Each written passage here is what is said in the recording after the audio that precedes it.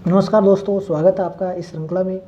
हमने इससे पहले 3 लेक्चर ले लिए हैं, ये हमारा चौथा लेक्चर है और इसके अंदर हम बैंक दर की चर्चा कर रहे हैं।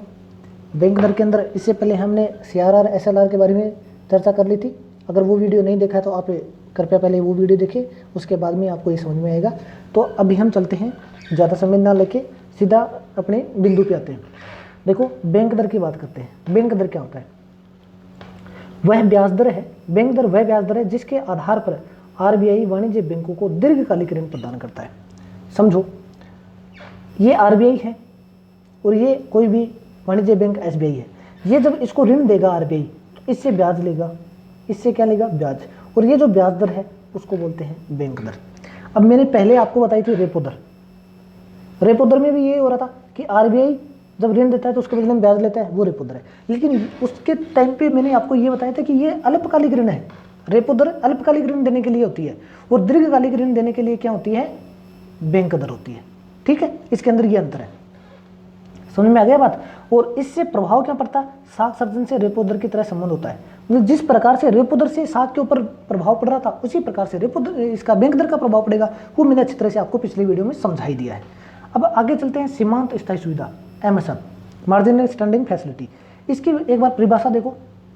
वह ब्याज दर जिसके आधार पर RBI अनुसूचित वाणिज्य बैंकों को अल्पकालिक स्थिति में, आपातकालीन स्थिति में ऋण प्रदान करता है। ठीक है, भारतीय रिजर्व बैंक द्वारा 2011-12 में सीमांत स्थायी सुविधा योजना की शुरुआत की गई थी और रेपो दर से 1% अधिक दर होती है और सरकारी प्रतिभूतियों गिरवी रख के दी जाती है।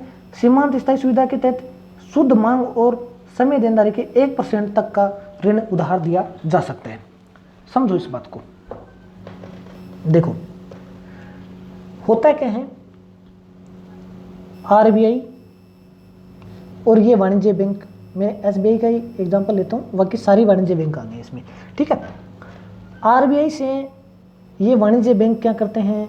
ऋण उधार लेते हैं और बदले में क्या देते हैं? ब्याज देते हैं। ठीक है, इनके ऋण उधार लेने के कई तरीके हैं, जिसमें रेपो दर पे ले सकते हैं, रेपो दर पे। ठीक है, जिसमें ये बैंक दर पे ले सकते हैं, बैंक दर पे।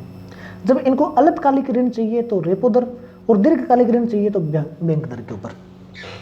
लेकिन कई बार क्या होता है, बैंक के पास कुछ ऐसी स्थितियां पैदा हो जाती हैं, आपातकाल की स्थिति पैदा हो जाती है, उसके अंदर इनको तुरंत और बहुत जरूरी लोन चाहिए। उस सुविधा के लिए, इस आपातकाल स्थिति से निपटने के लिए एक सुविधा बनाई गई, उसको सीमांत स्थायी सुविधा नाम दिया गया है। इसके अंदर क्या होता है कि RBI बैंकों को आपातकाल स्थिति में लोन देगा और कितना देगा? उसके पास जो NDTL होती है उसका 1% तक का लोन दे सकता है। इसकी जो रेट होगी वो रेपो दर से 1% अधिक होगी, 1% से अधिक होगी। इसको बोलते हैं सीमांत स्थायी सुविधा। ठीक है, आगे चलते हैं। खुले बाजार की क्रियाएं।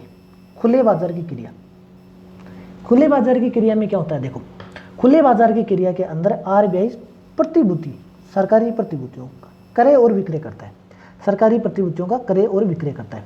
ठीक है, सरकारी प्रतिभूतियों के क्रय विक्रय करने से क्या प्रभाव पड़ेगा अर्थव्यवस्था की मुद्रा के ऊपर? अगर देखो, प्रतिभूतियों का क्रय करता है तो मुद्रा उसके अंदर डाली जाती है, विक्रय करता है तो वहां से मुद्रा खींची जाती है। इसको अच्छी तरह समझो। हम ये पढ़ रहे हैं, क्या पढ़ रहे हैं? ये साख नियंत्रण के उपाय, साख या मुद्रा नियंत्रण के उपाय, मुद्रा आपूर्ति को नियंत्रित करने वाले मौद्रिक उपकरण हैं। ठीक है, और उसी के अंदर ये है खुले बाजार की प्रक्रिया। एक इसमें क्या होता है कि RBI सरकारी प्रतिभूतियों को खरीद लेता है या बेच लेता है, जरूरत के हिसाब से खरीदेगा, जरूरत पड़ रही है तो, और जरूरत पड़ रही है तो बेचेगा। कैसे बेचेगा? देखो, ये मान लो RBI है और ये वाणिज्यिक बैंक है। ठीक है, कोई भी वाणिज्यिक बैंक है, SBI मान लिया हमने। अब होता है यहाँ पे क्या है, अगर सरकारी प्रतिभूतियों का क्रय करता है RBI, इस बैंक से सरकारी प्रतिभूति लेगा, सरकारी प्रतिभूति लेगा, इसके बदले में इसको पैसे देगा। जितने उस सरकारी प्रतिभूति पे पैसे लिखे हुए हैं उतने पैसे देगा। प्रतिभूति क्या है, ये पिछले वीडियो में बता दिया मैंने अच्छी तरह। तो इस प्रतिभूति के बदले में ये पैसे दे रहा है, तो इस पैसे से ये बैंक, वाणिज्य बैंक क्या करेगा? लोन देगा, अर्थव्यवस्था में लोन देगा, जिससे क्या होगी? मुद्रा की आपूर्ति बढ़ेगी। ठीक है, समझ में आ गई बात?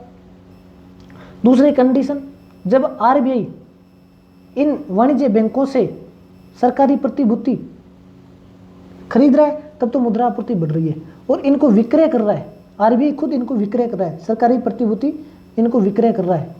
तो ये एसबीआई जैसे वाणिज्य बैंक आरबीआई को क्या देंगे, जितने पैसे की प्रतिभूति उतने रुपये देंगे, और जब ये रुपये देंगे तो इनके पास लोन देने के पास लिए पैसा बचेगा नहीं बचेगा, तो मुद्रा कम हो जाएगी, और जब मुद्रा कम हो जाती है तो निवेश पे, मुद्रास्फीति पे, समृद्धि पे वही प्रभाव पड़ेंगे जो पिछले लेक्चरों में हम देखते आ रहे हैं। जैसे रेपो दर से क्या प्रभाव पड़ रहे थे, वही इन यहाँ पे प्रभाव पड़ेंगे। ठीक है, बस यही बात इसमें लिखी गई है। आगे चलते हैं थोड़ा और। ये हमारे मात्रात्मक उपाय कंप्लीट हो गए। अब हम गुणात्मक उपायों के ऊपर आते हैं कि मुद्रा आपूर्ति या साख सर्जन की नियंत्रित करने के लिए मात्रात्मक उपाय कर लिए, गुणात्मक उपाय कौन कौन से? इसके अंदर क्या क्या है? साख की राशनिंग है, न्यूनतम सीमा का मार्जिन निर्धारण करना, नैतिक दबाव बनाना, प्रत्यक्ष कार्रवाई करना, उपभोक्ता ऋण का नियमन करना, प्रचार करना। साख राशनिंग, ये न्यूनतम सीमा या मार्जिन निर्धारित करना, ये अभी चर्चा कर लेते हैं। नैतिक दबाव का मतलब आरबीआई डायरेक्शंस दे सकता है, दबाव बना सकता है, किसी के ऊपर दंड दे सकता है कि आपको ऐसा ऐसा करना है, नहीं करोगे तो फिर दंड दिया जाएगा। ठीक है, उपभोक्ता ऋण का विनियमन कर सकता है, उपभोक्ता के ऋण को इधर उधर कर सकता है कि इसको इतना ऋण मिलना चाहिए, इसको इतना। ठीक है, प्रत्यक्ष कार्रवाई कर सकता है, उसके ऊपर कोई बैन लगा सकता है आरबीआई, और प्रचार कर सकता है, प्रचार से भी आरबीआई ऐसे काम कर सकता है, साख को नियंत्रित कर सकता है। ठीक है, एक एक करके इनकी भी चर्चा कर लेते हैं। देखो, साख की राशनिंग का मतलब क्या है? साख की राशनिंग, आरबीआई वाणिज्य बैंकों द्वारा ऋण प्रदान करने की अधिकतम सीमा का निर्धारण करता है। आरबीआई ये निर्धारित कर देगा कि अधिकतम इतनी सीमा तक आप ऋण प्रदान कर सकते हो। ठीक है, इसको साख की राशनिंग कहेंगे। प्राथमिकता प्राप्त क्षेत्र में ऋण प्रवाह में वृद्धि तथा अवांछित क्षेत्रों में ऋण के प्रवाह का नियंत्रण करना, ये उद्देश्य होता है। साख की राशनिंग क्यों की जाती है? क्योंकि प्राथमिकता प्राप्त क्षेत्र के अंदर ऋण की वृद्धि करना चाहते हैं। देखो, प्राथमिकता प्राप्त क्षेत्र क्या है? कुछ ऐसे क्षेत्र हैं जिनको बैंकों की प्रवृत्ति है कि उन क्षेत्रों को बैंक लोन नहीं देना चाहते, क्योंकि वहाँ जोखिम ज़्यादा है। जोखिम ज़्यादा होने से वहाँ लोन नहीं दिया जाता, और लोन नहीं मिलने से उन क्षेत्रों का विकास नहीं हो पा रहा, वो क्षेत्र पिछड़ रहे हैं। तो सरकार ने उनको प्राथमिकता प्राप्त क्षेत्र की श्रेणी में डालकर उसके लिए एक सीमा बना दी कि इतना % लोन तो इन क्षेत्रों को देना ही पड़ेगा, और इसके अंदर कृषि और कुछ अन्य क्षेत्र जैसे शिक्षा वगैरह ये आते हैं, वो आगे चर्चा कर लेंगे हम। ठीक है, तो साख की राशनिंग का मतलब भी यही है कि इनको लोन अधिक उपलब्ध करवाना। आगे देखो, मार्जिन या न्यूनतम सीमा, मार्जिन या न्यूनतम सीमा, इसके अंदर क्या होता है कि बैंकों द्वारा ऋण प्राप्तकर्ताओं को कुछ प्रतिभूति जमानत के बदले में ऋण दिया जाता है, और सामान्यतः प्रतिभूति का कुल मूल्य स्वीकृत मूल्य से अधिक होता है। समझो इस बात को। देखो, आप व्यवहारिक एग्जाम्पल लेते हैं। जैसे आप कभी भी बैंक से लोन लेने के लिए जाते हो, ये कोई बैंक है, इसे जब आप लोन लेने के लिए जाते हो तो बैंक आपको क्या कहता है कि कुछ बदले में क्या दोगे, बदले में क्या दोगे, बदले में क्या दोगे, बदले में आपसे कुछ गारंटी मांगते हैं, कुछ प्रतिभूति या फिर कुछ भी ऐसी जिसको गिरवी बोलते हैं अपन, गिरवी रखने के लिए बोलते हैं। तो हो सकता है आपने गिरवी रखने के लिए जैसे केसीसी बनवा लिया, किसान क्रेडिट कार्ड बनवा लिया, तो ज़मीन रख दी, ज़मीन आपने गिरवी रख दी, और ज़मीन की कीमत बैंक तय करता है बाजार मूल्य के आधार पर। बैंक देखेगा कि बाजार मूल्य के अनुसार आपकी ज़मीन की कीमत कितनी है। मान लिया आपकी ज़मीन की कीमत है 10 लाख रुपये। कितने हैं? 10 लाख रुपये। जब 10 लाख रुपये ज़मीन की कीमत है तो एसबीआई आपको सिर्फ 8 लाख रुपये, ये लगभग बता रहा हूँ मैं, एग्जैक्ट डाटा नहीं है, ऐसे मत समझना, एग्जाम्पल दे रहा हूँ। एसबीआई 10 लाख से कम ही लोन देगा, ज़्यादा नहीं दे सकता। 8 लाख रुपये का लोन दे रहा है मान लो, तो ये जो 8 लाख और 10 लाख के बीच में जो अंतर है 2 लाख का, इसको न्यूनतम सीमा या मार्जिन बोलते हैं। ठीक है, ये इसको अगर कम ज़्यादा कर दिया जाए तो ऋण लेने की प्रवृत्ति भी परिवर्तित हो जाएगी। कैसे? समझो कैसे परिवर्तित हो जाएगी। देख लो, ये एसबीआई है, ये आप है जो ऋण लेने के लिए बैंक के पास जा रहे हैं, बदले में क्या दे रहे हैं? ज़मीन, और ज़मीन की कीमत क्या है? 10 लाख। ठीक है, अब देखो इस मार्जिन को बढ़ा दिया गया और 5 लाख रुपये कर दी, मान लो बढ़ा के, कि भाई आप 5 लाख रुपये की मार्जिन बढ़ा दी। इसका मतलब 10 लाख रुपये की ज़मीन के ऊपर 5 लाख का ही लोन मिलेगा, 5 लाख का ही लोन मिलेगा। तो आप क्या सोचेंगे, यार 10 लाख रुपए की जमीन है, 5 लाख रुपए मिलेंगे, छोड़ देते हैं, नहीं लेंगे लोन। तो ये प्रवृत्ति कम होगी ना, और इस प्रवृत्ति के कम होने से मुद्रा की आपूर्ति भी कम होगी बाजार के अंदर, और मुद्रा की आपूर्ति कम होगी तो वही मुद्रा की आपूर्ति के कम होने वाले जो प्रभाव थे वही पड़ने वाले, मुद्रास्फीति कम हो जाएगी, निवेश कम हो जाएगा, वो सब। और इसको कम कर दिया, 10 लाख की जमीन है और आपको कह दिया कि ले जाओ आप 9 लाख 75,000 रुपये का लोन मिल जाएगा आपको। तो आप नहीं चाहते हुए भी ज़्यादा उससे जाके लोन ले लोगे, आपको देख के दूसरा व्यक्ति भी चला जाएगा लोन लेने के लिए, तो ये प्रवृत्ति बढ़ गई। इसका मतलब मुद्रा में की आपूर्ति बढ़ गई बाजार में, तो ये क्या करते हैं, मुद्रा की आपूर्ति को प्रभावित करते हैं। समझ गए, इसका भी प्रभाव आपको समझ में आ गया किस प्रकार से होता है, कि मैंने यही बता रखा है इसमें। और अब बात करते हैं प्राथमिकता क्षेत्र का साख नियंत्रण कैसे होता है। प्राथमिकता क्षेत्र के अंदर क्या होता है, देखो रिजर्व बैंक के निर्देशानुसार सभी बैंकों को अपनी उधारियों का कम से कम 40% प्राथमिकता क्षेत्र को देना पड़ता है। प्राथमिकता क्षेत्र के अंदर मैंने बता दिया था, एग्रीकल्चर आता है, एंटरप्राइजेज आते हैं, वीकर सेक्शंस वगैरह ये आते हैं, शिक्षा वगैरह ये संबंधित, इसको प्राथमिकता क्षेत्र में डाल दिया। तो सरकार ने ये नियम बना रखा है कि जितने भी वाणिज्यिक बैंक हैं वो अपनी कुल ऋण का कम से कम 40% का लोन इन क्षेत्रों को देंगे प्राथमिकता प्राप्त। और इसमें भी 40% में 18% एग्रीकल्चर को देना पड़ता है, 10% माइक्रो एंटरप्राइजेज को देना है, 7.5 वीकर सेक्शन को देना पड़ता है। तो ये डाटा आप थोड़ा देख लेना, ये वाला ये क्वेश्चन पूछा जा सकता है। समझ गए, प्राथमिकता प्राप्त क्षेत्र का मतलब समझ गए, और इनके लिए 40% का निर्धारण कर रखा है। यहाँ तक की बात हो गई आपकी साख नियंत्रण को कंट्रोल करने वाले जो उपकरण थे उनकी बात कर ली हमने। अब हम कुछ शब्दावली की चर्चा कर लेते हैं, वो शब्दावली देखो कौन कौन सी है। देखो मौद्रिक नीति व बैंक से जुड़ी हुई कुछ शब्दावली हैं, जिसके अंदर BPLR, base rate, MCLR, EBR है। हम पहले BPLR के बारे में पढ़ते हैं। इसको बोलते हैं बेंचमार्क प्रदान उधारी दर, बेंचमार्क प्राइम लेंडिंग रेट। इसमें क्या होता है, तो वाणिज्य बैंक अपने विश्वास पात्र ग्राहकों को ऋण प्रदान करने के लिए प्रयुक्त करती थी। ये एक ब्याज दर थी, BPLR क्या थी, ब्याज दर थी। इसके अंदर बैंक क्या करते थे, अपने जो घनिष्ठ मित्र होते थे या घनिष्ठ विश्वास पात्र ग्राहक होते थे उनको इस दर के ऊपर लोन देते थे। अब इसमें क्या होता था कि वो कम से कम ब्याज के आधार पे उनको लोन देना चाहते थे, और लास्ट में इसका प्रभाव दूसरे अन्य जो सामान्य ग्राहक होते थे उनके ऊपर पड़ता था, जिससे क्या अव्यवस्था होती थी और कई बार बैंक जोखिम में पड़ जाता था, क्योंकि वो लोन लेके भग भी, ऐसा कुछ बहुत सारी घटनाएं होती है जिससे क्या जोखिम था। और ये फिर क्या असफल होगी, असफल होने की वजह से दीपक मोहंती समिति बनी, और उस समिति ने सिफारिश की। उस सिफारिश के आधार पर 2010 के अंदर इसको बंद कर दिया गया, और RBI ने एक आधार दर की अवधारणा प्रस्तुत की, आधार दर। अब हम आधार दर को देख लेते हैं।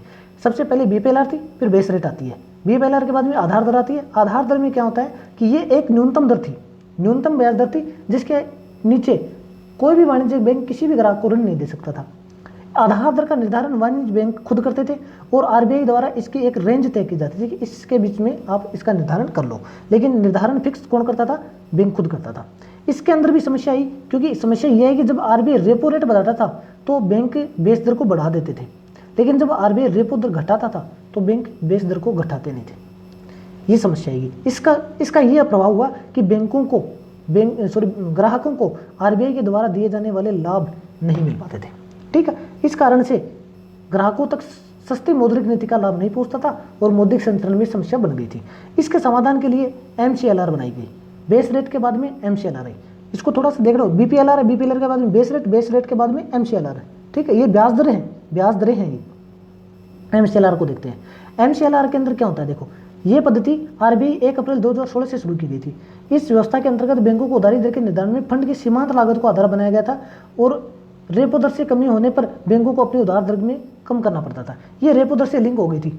अब इसके अंदर क्या होता है, बैंक को अपनी सीमांत लागत निकालनी पड़ती है कि एक अतिरिक्त इकाई की मतलब एक अतिरिक्त इकाई के लिए उनको कितनी अधिक राशि लगानी पड़ती है, उसको बोलते हैं सीमांत लागत। एक इकाई वस्तु के उत्पादन के लिए जो लागत लगती है उसको सीमांत लागत बोलते हैं, और इस सीमांत लागत के आधार पर ही बैंक इसका निर्धारण करते थे।